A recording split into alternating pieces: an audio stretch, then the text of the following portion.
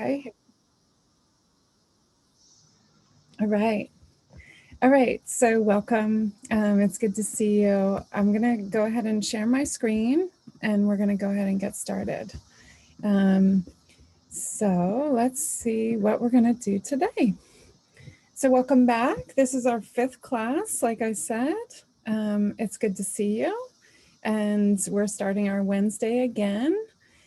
With a little TOEFL and GRE prep. We're going to focus on the TOEFL today, and we're going to go right into the listening part today. So the first couple classes, we actually spent 4 classes on the speaking test, and today we're transitioning into talking about the listening test, okay? So I will ask you at the beginning if you have any questions about the speaking test, and we can go over that very quickly. And then we're going to go right into the listening test because I want to make sure that we have time to practice as a group and also practice with a partner. Okay. So like I said, we're going to practice together and then you're going to have time to practice with a partner. So, let's just see if we can go through each part really smoothly and see how you do today. So remember that this is a judgment-free zone. So just put your critic aside. You're here to learn and you're here to try with your partner. So just do your best and we'll see how you do today. Okay. So I just want to check in and make sure you don't have any questions about the speaking task. So the independent speaking test and the integrated speaking test, are you feeling pretty confident about those after our first 4 weeks? Yeah? Feel okay? Yeah? Okay. All right. So we're still in the same class. So even though we're moving on from the speaking test, please ask me questions if you need help, or if when you're with your partner, if you want to ask your partner questions, please do. It doesn't mean we completely won't talk about that anymore. Okay, but we're moving on to the listening. All right, so we're just going to move on to the listening part of the TOEFL test. Does anyone know anything about the listening part of the TOEFL test? Do you have any sense of it?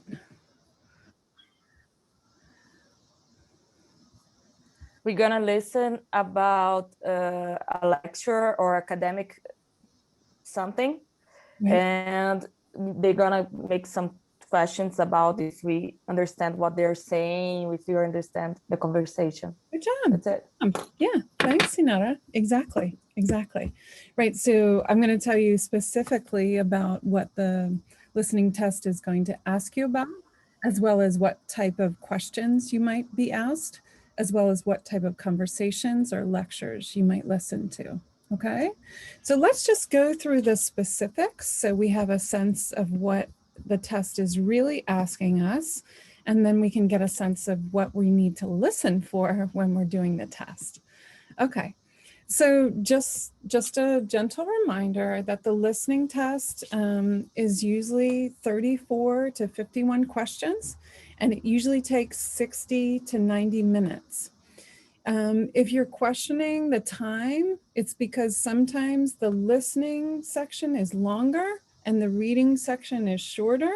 And sometimes the reading section is longer and the listening section is shorter. Okay, so there's not an exact number and the time is not exact as well. But in general, it would be 60 to 90 minutes and it's going to be 34 to 51 questions, just so you know. Okay. And the listening test, the purpose is to really measure your ability to understand questions and conversations and lectures in English. Okay. So it's really going to target that. And that's what it's going to hone in on. You will listen to either a lecture, as Inara mentioned, or you will be listening to a conversation. And you have to try to understand the conversation. Okay. It's asking you to do 3 different things. It's asking you to check your basic comprehension. Do you really understand either what happened in the lecture or do you really understand what happened in the conversation? Okay. It's also going to ask you about the speaker's attitude. All right. So it's going to ask you, how does the speaker feel about this? What do they think about this? Okay. It's going to be very specific about that. And degree of certainty just means, are they agreeing with something or not? Are they supporting something or not? Okay, it's going to ask you about that very specifically. And then it's going to ask you to connect or synthesize some ideas. So I'm going to go through what style of questions we have, but those three main things are overall what they're getting at. Okay. So if you can feel like you can get the basic comprehension plus the speaker's attitude, plus you can organize the speech or you can organize the lecture in your head, that will give you an overall sense that you know what they're going to test you about. Okay. So just kind of keep this in your mind when you're listening to the speaking examples today, the listening examples today, and just get a sense of how they're organizing it. Okay.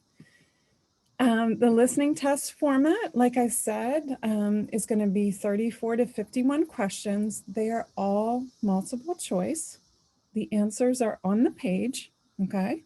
So you have to find them somewhere after listening to it. And they're going to be the style of either 4 to 6 lectures. You don't know how many. Okay. And they have 6 questions. And then they're going to have 2 or 3 conversations, and they're going to have 5 questions. Okay. So this is just really the overall format. I'm just trying to give you some background information so you're aware of how it's laid out before we start to practice. Okay. And then we're going to look at what types of questions there are. And there are almost always one of these 6 on the test. Okay. So just take a moment and look at these types of questions. I do have more description about them, but just take a look and see if you can understand what they're talking about. So just take a look at the screen and see if you would understand what they're about.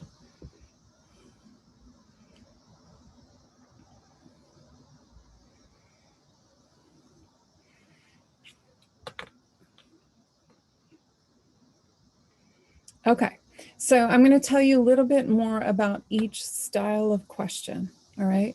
And why is this important? It just helps you to know and to understand what types of questions they're going to ask you. So when you're listening, you can start to prepare. Oh, right, that might be important. I should remember that. Or I need to pay attention to the speaker's attitude, or I need to pay attention to the sequence of the lecture. Okay, so all of these things are just trying to help you when you get ready to listen to an example test. Okay, so the first one, if you're not familiar with this word, gist is always talking about the meaning. All right, so there are 2 different types of gist questions, either gist content or gist purpose. All right. And so what that means is they're asking you what the listening is about overall, or they're asking you what the purpose of the listening is overall. This is always the first question. This is always the first question when you finish the listening. Okay?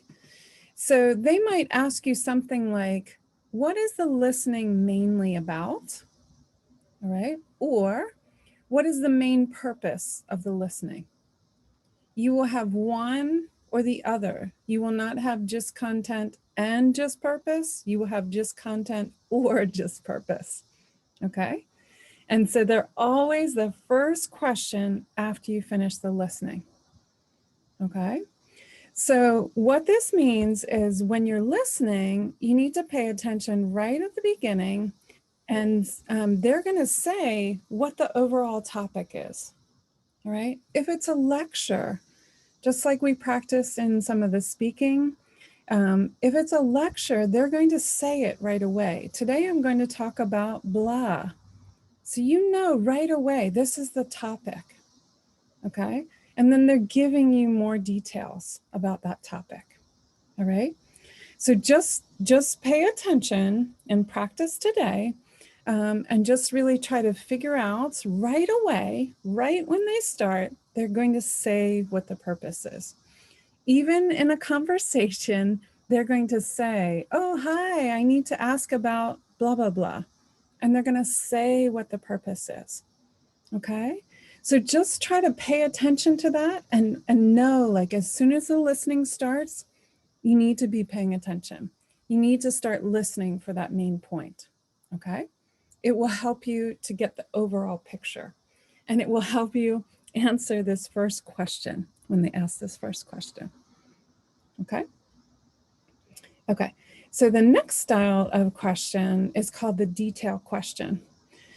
So sometimes students think they have to remember like a very specific date or something that is referred to only once. This will never be the case, okay?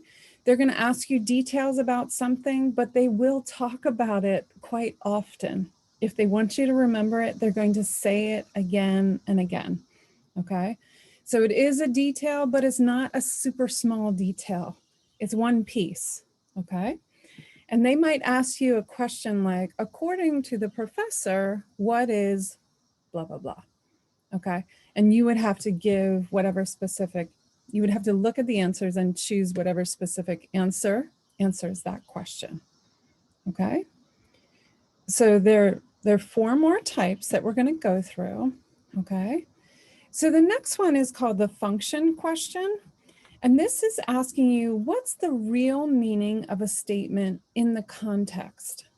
Okay, so they might ask you to listen again to something and say, what did the professor mean when he said blah, blah, blah? Okay, it's going to be a question like this.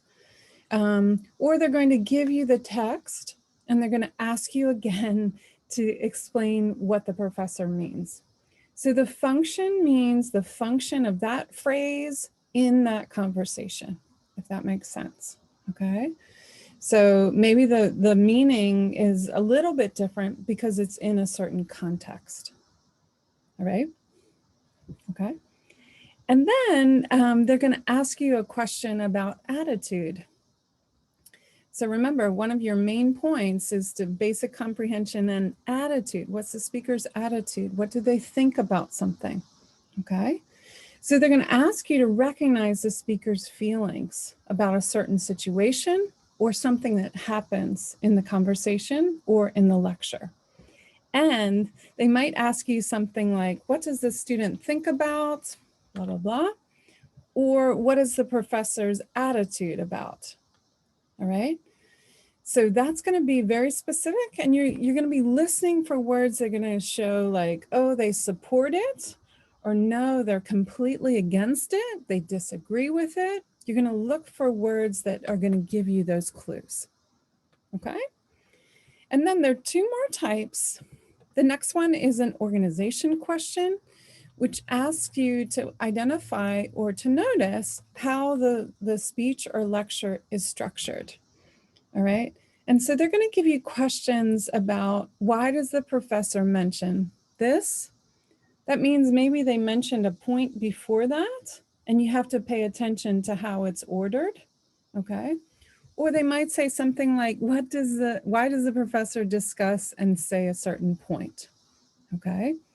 So it might be to give an example of one of the main points. It might be to follow up, give the next reason for the next point, okay? So you just have to pay attention to how they organize it and how they're going to speak about each of those different points. Remember, at the beginning, they're going to tell you the overall structure. Today, I'm going to talk about blah, blah, blah. And then they're going to start saying to you specific key points that you have to pay attention to so you can hear them and remember them or take notes about them, okay? So this organization question is going to be kind of the linear order of how the speech is organized, right? Then there's something called connecting content questions, all right? So it's going to ask you to make a connection to the relationship of information or to synthesize something. How does this connect to this? Okay. and it's going to ask you to put those things together. These will all be explained in the lecture or the conversation, but it's going to ask you to make that connection, okay?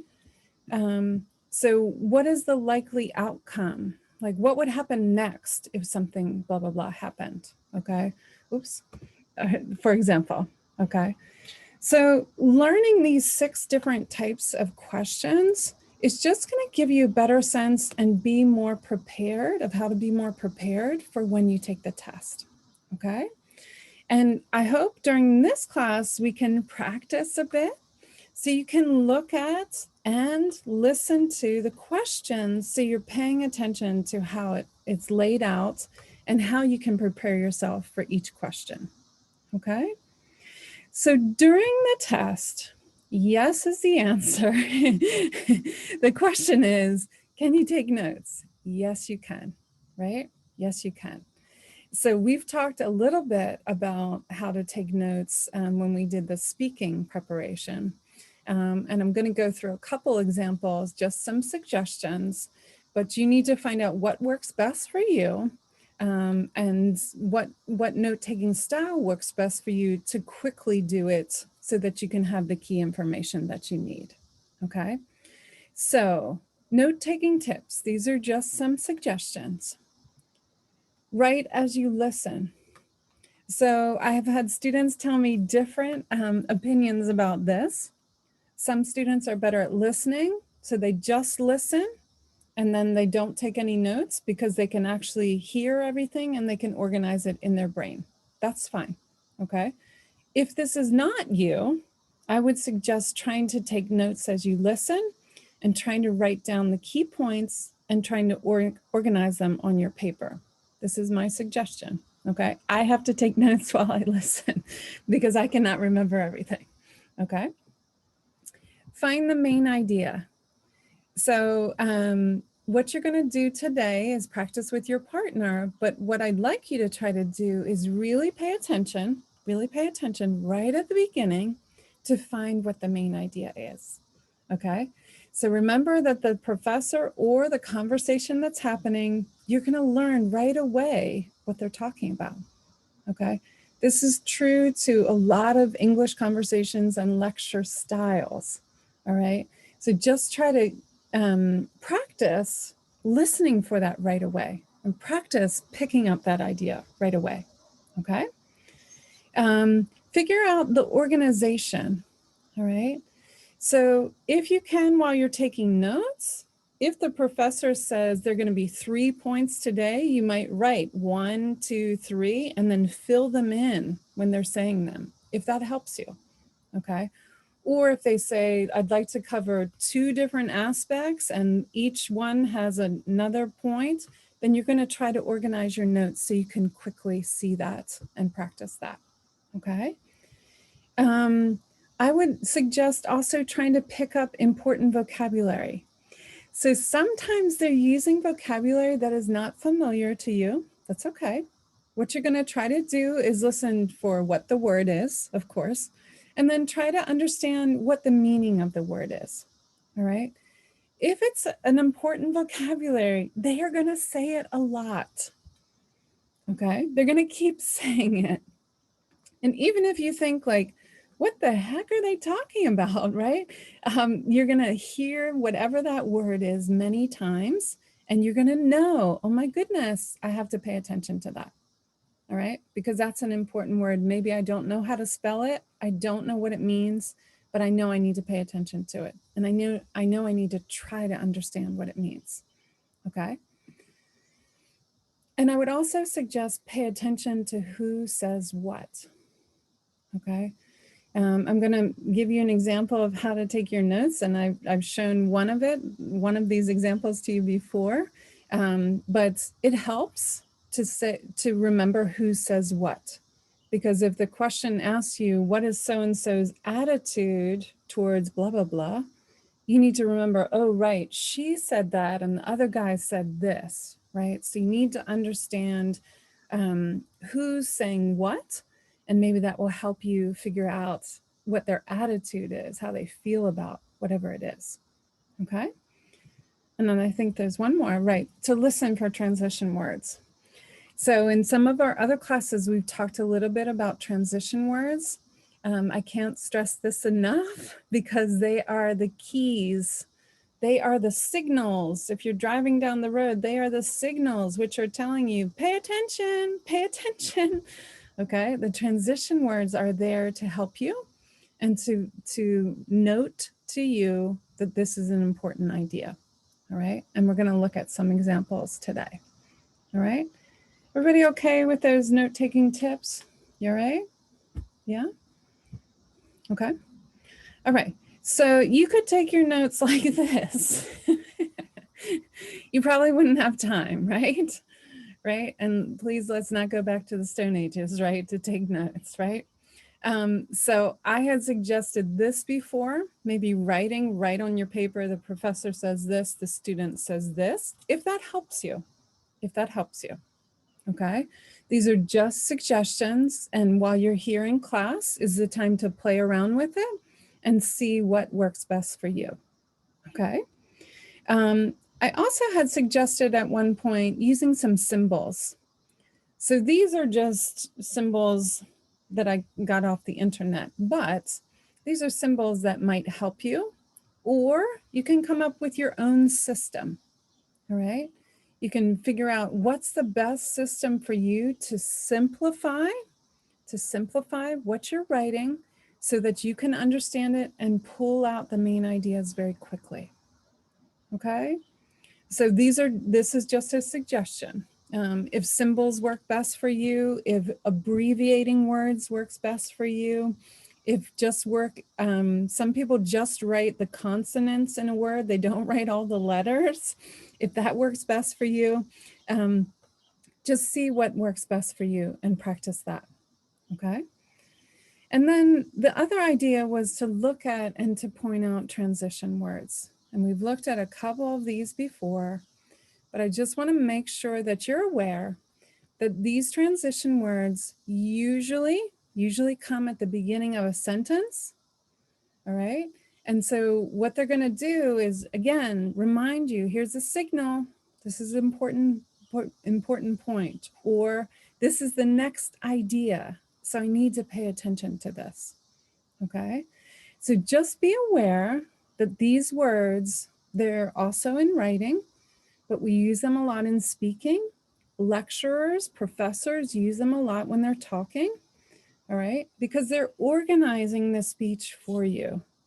They're trying to point out to you very clearly that this is the next idea. This is what I'm going to say next. This is what I'm going to say next, okay?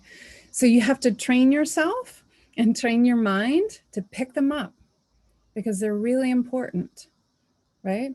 So maybe when they said secondly, you were just like, yeah, whatever. But secondly, they're maybe giving you their second point, right? Or additionally, they're going to give you the next point, okay? So just try to really practice and get your ears trained for that because that will help you when you're listening, okay? All right. So just some tips to keep in mind. These are my suggestions. If you can, organize your notes into who is speaking and write down the key points, all right? This is the way I would suggest to do it, okay? But you have to figure out what's best for you, all right? Also, use symbols to simplify your notes, if that works for you, okay? That's why we're here to practice, so you can find the best system for yourself, all right? And then listen for transition words because they're always going to be showing you and always pointing out to you that these are some key points coming up. Okay? All right, I'm going to come back to you for a moment. Does anyone have any questions? How are you doing? You okay? Yeah? Yeah? Yeah, now I can see you all. Yeah, hi. Okay. So what I thought we could do next is practice together one of the lectures, which means the lecture is usually about 3.5 minutes. And that means that in that time, you can think about what's the best way for you to take notes, or are you just simply listening and trying to pull out the key points? all right? And then after we listen to the lecture, then you can go with a partner and check your answers, check for your answers to the questions, all right? And then I thought we could try to practice a conversation and also do the practice with answering the questions. And then if we have time, you and your partner can decide what you would like to practice the most in the last, 10, 15 minutes. Okay? Everybody okay? Yeah? Okay. So how are you feeling about taking notes? How do you feel about that? Yeah? You feel like you kind of have your own system? You have an idea about what works best for you? If not, that's why you're here, to practice, right? Yeah? Okay. So does everyone have a notebook or a piece of paper ready? Yeah? Thank you for picking up your notebook. That was perfect. Okay, so I'm going to go to the listening. All right, we're going to listen as a group. And like I said, it's about 3.5 minutes. All right. I will share my screen because you need some of the key words that are right at the top, and maybe you wouldn't pick them up or know how to spell them. Okay, so I'm going to share my screen. And then once we finish the listening, I'll send you out with your partner and you'll have the link and you can go to the questions. Okay? Okay, so let me get this ready. 1 second. Okay, here we go. All right. Not that. Okay, so I'm going to start. And once it starts, it's just going to go right away. All right. So remember, right at the beginning, they're going to say what the topic is. Also, there's some words on the screen that you can write down, which are helpful to remember for this particular lecture. Okay. Once you finish doing that, then you're going to go off with your partner and try to answer the questions. All right. Everybody ready? Yeah? Okay, here we go. Listen to part of a lecture in an anthropology class. So we've been discussing 16th century Native American life, and today we're going to focus on the Iroquois and Huron peoples. They lived in the northeastern Great Lakes region of North America. Now, back then, their lives depended on the natural resources of the forest, especially the birch tree. The birch tree can grow in many different types of soils and is prevalent in that area. Now, can anyone here describe a birch tree? They're tall and white.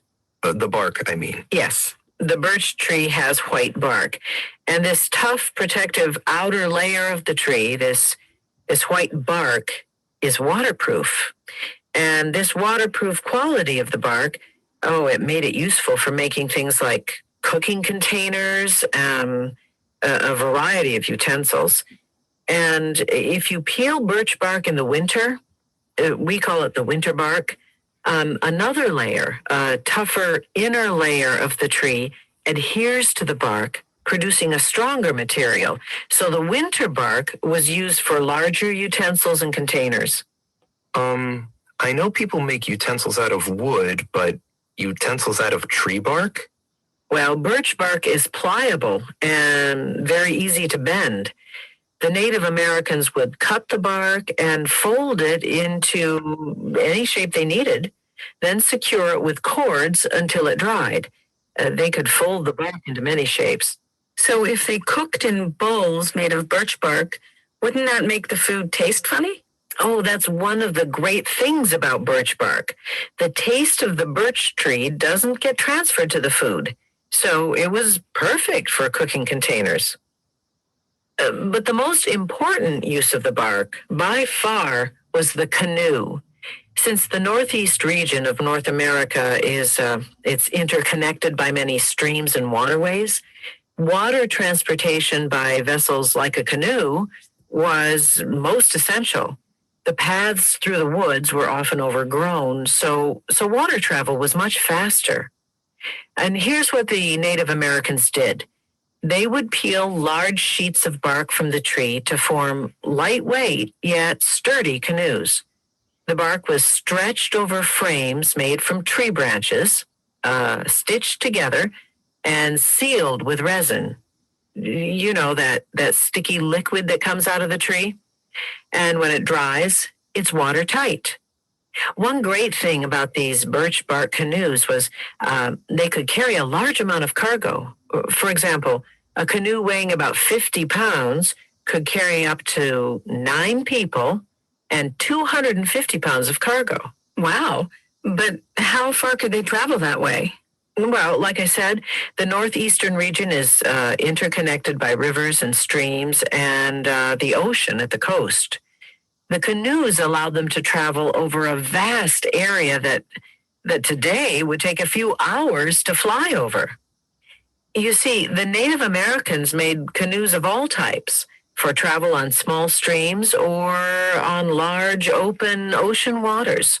For small streams, they made narrow, maneuverable boats, while larger canoes were needed for the ocean. They could travel throughout the area, only occasionally having to portage to carry the canoe over land a short distance to another nearby stream. And since the canoes were so light, this wasn't a difficult task. Now, how do you think this affected their lives? Well, if they could travel so easily over such a large area, they could trade with people from other areas, which I guess would lead them to form alliances. Exactly. Having an efficient means of transportation, well, that helped the Iroquois to form a federation linked by natural waterways. And this federation expanded from what is now southern Canada all the way south to the Delaware River. And this efficiency of the birch bark canoe also made an impression on newcomers to the area.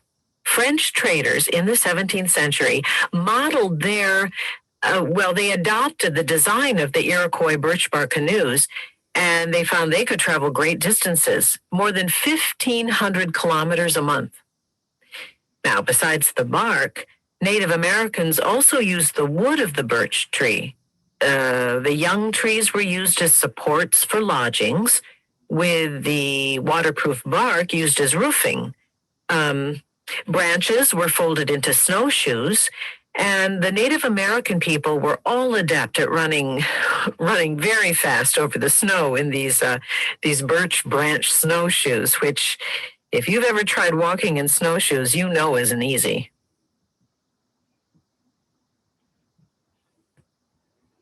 All right, so we need to stay together because if I send you the link, it's going to go back to the beginning of this speech. Okay, so can you see the question?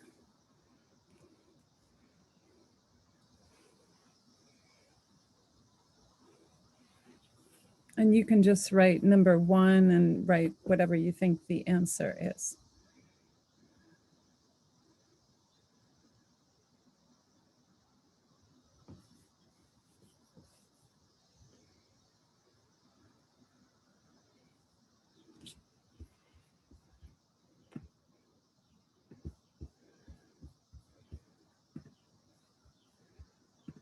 Yeah.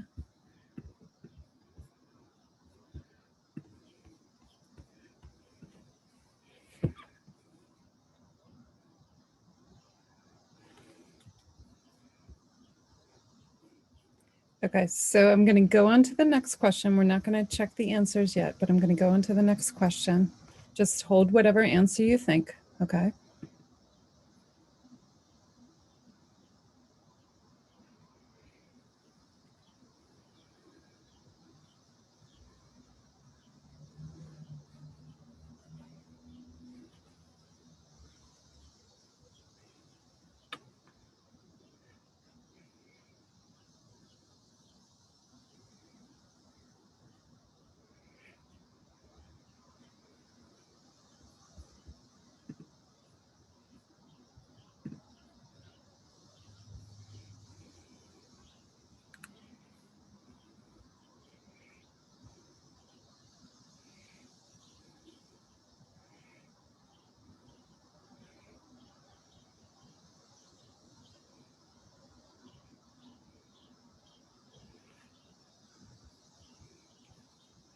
Everybody okay? Yeah? Okay, I'm going to go on to the next one.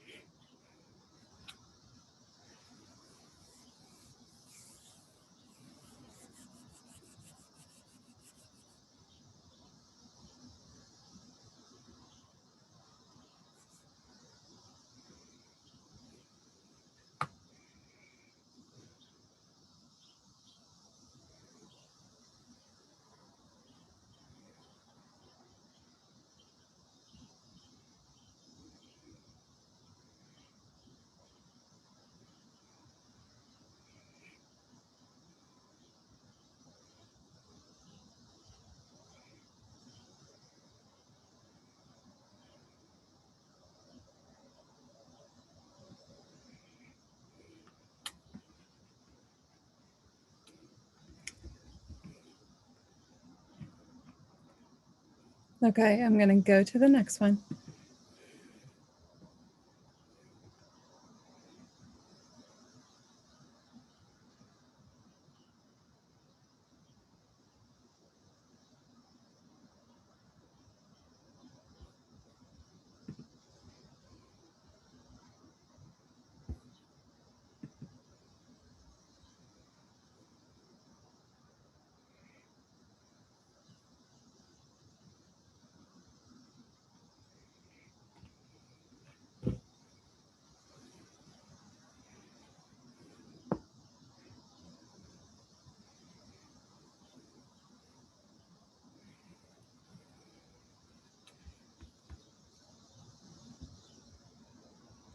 Okay, I'm going to go to the next one.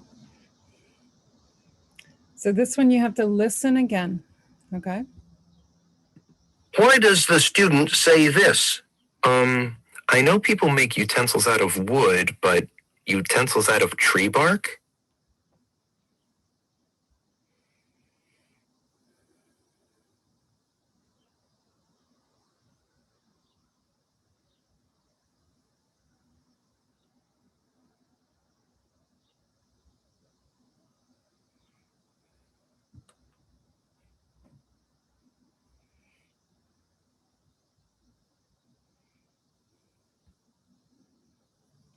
And I'm going to go to the last one.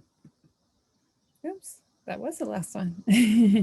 Okay, so let's look back at the first one. What did you think? What's the lecture mainly about? A lot of you put it in the chat. Yeah. The third one, letter C. Yeah. All right. So we're going to check our answers. Okay. How about number 2? Some of you said A and C, A and D. What do you think?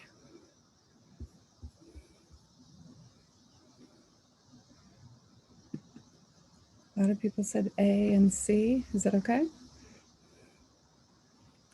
Yeah. Yeah. Okay. You're writing your answers again. MB, come on. Right. Okay. And now you have to choose 2 answers. Why was the canoe important to some Native American groups? What do you think? A and D. Try it. Yeah. Okay. And then why does the professor mention the French traders?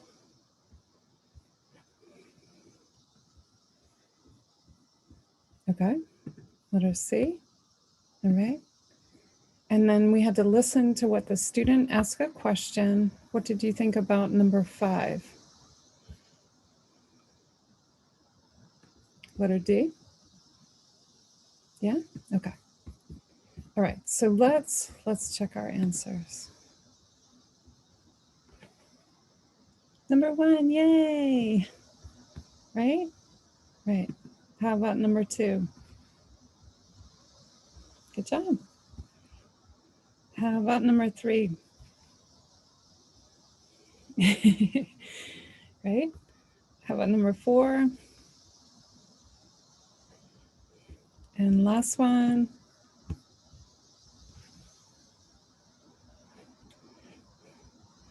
Okay, so if you didn't get it correct, we can talk about that in a moment. I just want to point out the questions, okay? So remember that the first question is always going to be about what's the lecture mainly about, or what's the purpose of the lecture, right? And they did that, right? So this is a gist content question, right? And then how about this one? What is this? What kind of question is this?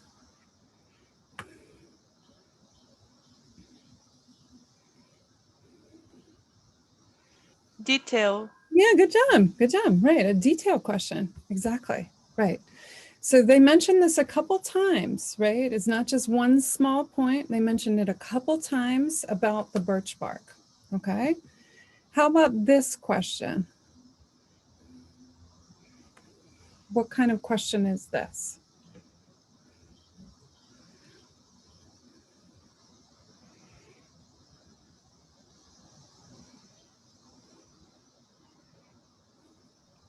Function. Yeah, it could be a function. Yeah. Why is the canoe important to some Native American groups? It could also be about the order, right? Because they talked about, yeah, the connection. Yeah. Okay. Function is going to be more about what someone says specifically. Okay. How about this one? Why does the professor mention French traders? Organization, I think. Yeah, organization. Right, right. Because they had it in a certain order, right? Right. And this came right near the end and it emphasizes this point, right? She wanted to support her point. Exactly. And this last one, what do you think about this one? It's asking you to listen again.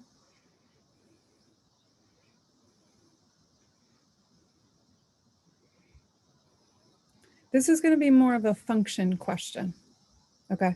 Because they're asking you for a specific answer from exactly what someone said, okay? So they're going to say, why does the student say this? What does this mean in the context, right? It's going to be more of specific to a context that they're talking about, okay? Everybody okay? How did you do? Good? Yeah? How were your notes? Beautiful?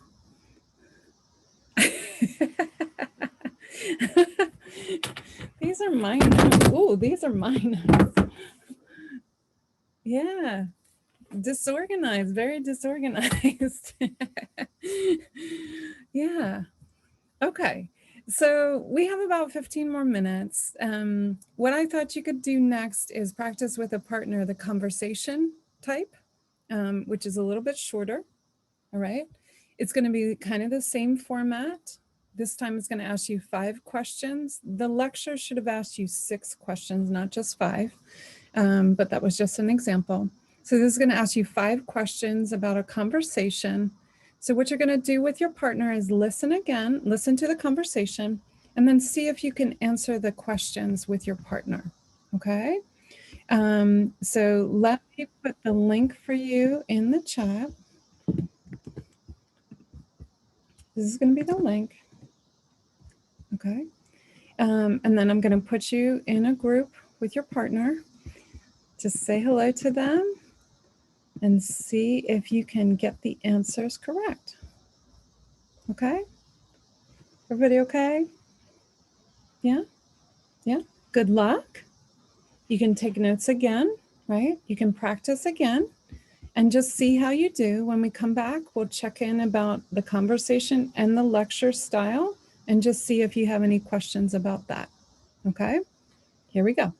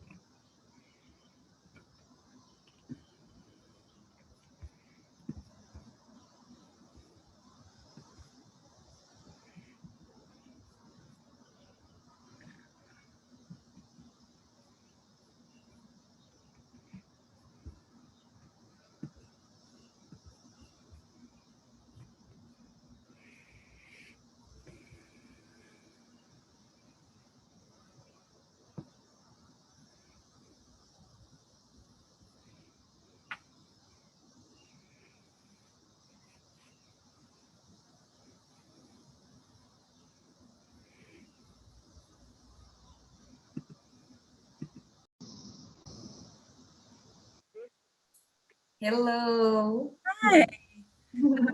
Inara, I think Inara is your partner and she's having trouble with her internet. Okay. Okay, that's fine. How are you doing? Good?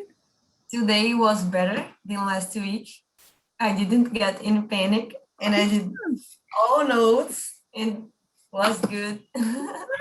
Good job. Good job.